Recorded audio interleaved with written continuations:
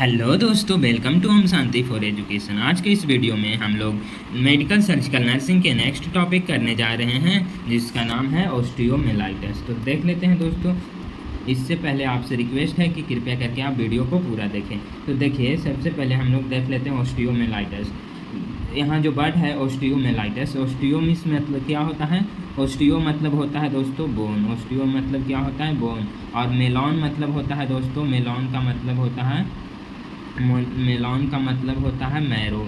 Melon मतलब क्या होता है? मैरो। और आइटिस मतलब होता है दोस्तों इन्फ्लामेशन। तो ऑस्टियोमियलाइटिस किसको कहते हैं दोस्तों? ऑस्टियोमियलाइटिस हम कहते हैं जब इन्फ्लामेशन हो जाता है बोन में।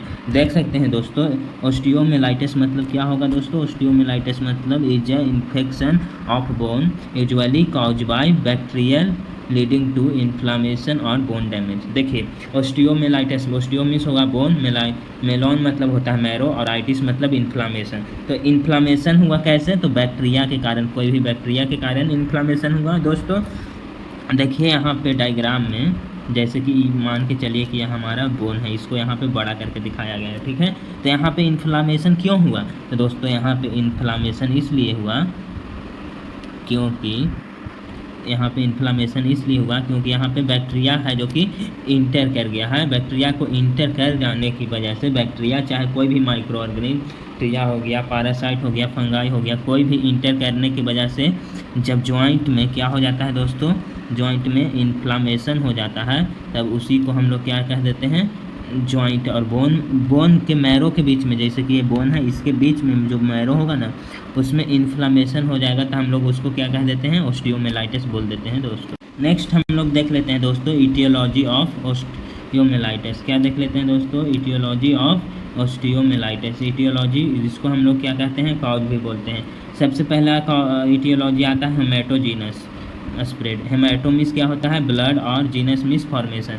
तो इन्फेक्शन जो स्प्रेड होगा किसके थ्रू? ब्लड स्ट्रीम के थ्रू अनदर इन्फेक्टेड एरिया में, तब उसको हम लोग क्या कहते हैं? हेमेटोजीनस स्प्रेड, जो कि ब्लड के द्वारा फैलेगा। जैसे कि आप इसमें हम देख सकते हैं, यहाँ पे हमारा ये सारा के सारा रेड है, जो कि ब्लड सर्कुलेशन हो रहा है। जैसे कि मान के चलिए कि पैर में यहाँ पे जॉइंट है, बोन है, यहाँ पे इन्फेक्शन हुआ है।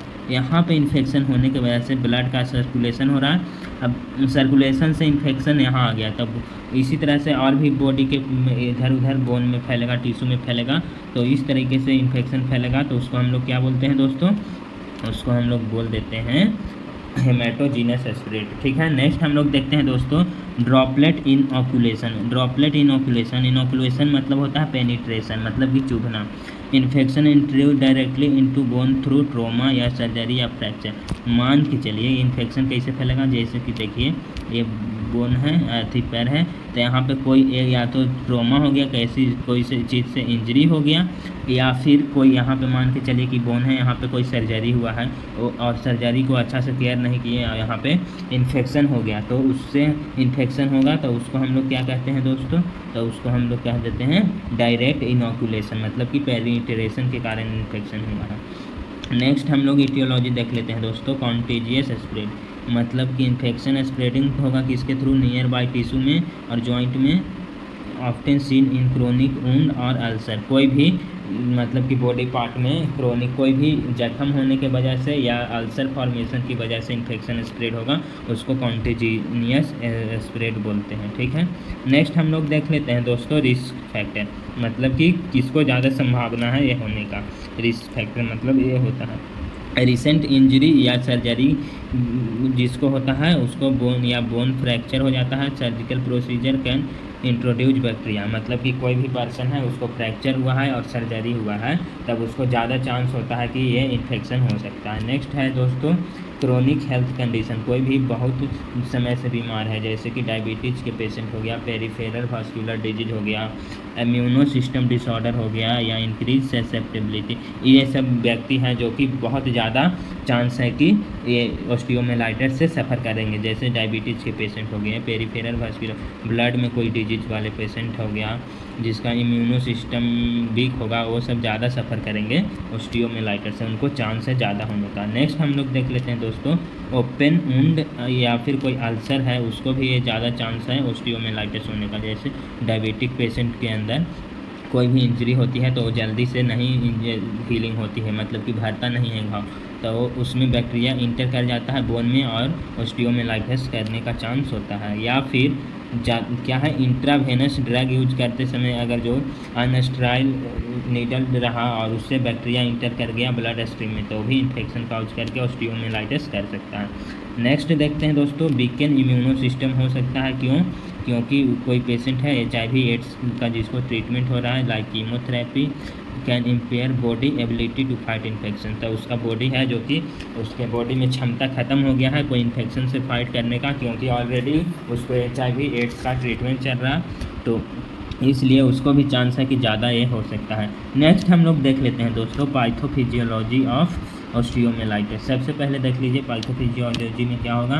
पाइथोफिजियोलॉजी में सबसे पहले दोस्तों देखते हैं ड्यू टू इटियोलॉजिकल काउज, मतलब कि काउज कोई भी हो सकता है, बैक्टीरिया, वायरस, फंजाई, कोई भी इंटर कर जाएगा, तो फिर क्या होगा दोस्तों, इन्फ्लामेटरी रिस्पॉन्स, मतलब कि इन्फ्लामेशन होने लगेगा। क्यों इन्फ्लामेटरी रिस्पॉन्स होगा? क्योंकि हमारे बॉडी में मास्ट सेल है, न्यूट्रोफिल है, साइटोकाइनेज है, ये सारा के सारा क्या होगा, एक्टिव होगा, तो इन्फ्लामेटरी रिस्पॉन्स को शुरू करेगा, जैसे स्वेलिंग हो जाएगा, इंक्रीज हो जाएगा ब्लड फ्लो, पस एक्यूमुलेशन हो जाएगा। इसके वजह से क्या होगा दोस्तों, बोन डिस्ट्रैक्शन होने लगा, अब जो बोन है वो क्या हो जाएगा, डिस्ट्रैक्ट करने लगा, निक्रोसिस हो जाएगा, मतलब कि जो सेल है वो क्या हो जाएगा, टिश्यू है वो डेड हो जाएगा, और बोन क्या हो जाएगा, डैमेज हो जाएगा, मतलब कि बर्बाद होने लगेगा। फिर क्या होता है दोस्तों, फिर कह रहा है फॉर्मेशन ऑफ सबस्क्रिप्टम, फॉर्मेशन होने लगेगा सबस्क्रिप्टम को, जो कि आइसोलेट करता है डेड बोन टिश्यू को, जो कि डेड बोन टिश्यू है जिससे आइसोलेट होता है। और क्या होगा दोस्तों, क्रोनिक इन्फेक्शन होने लगेगा, जैसे persistent inflammation, ongoing bone damage,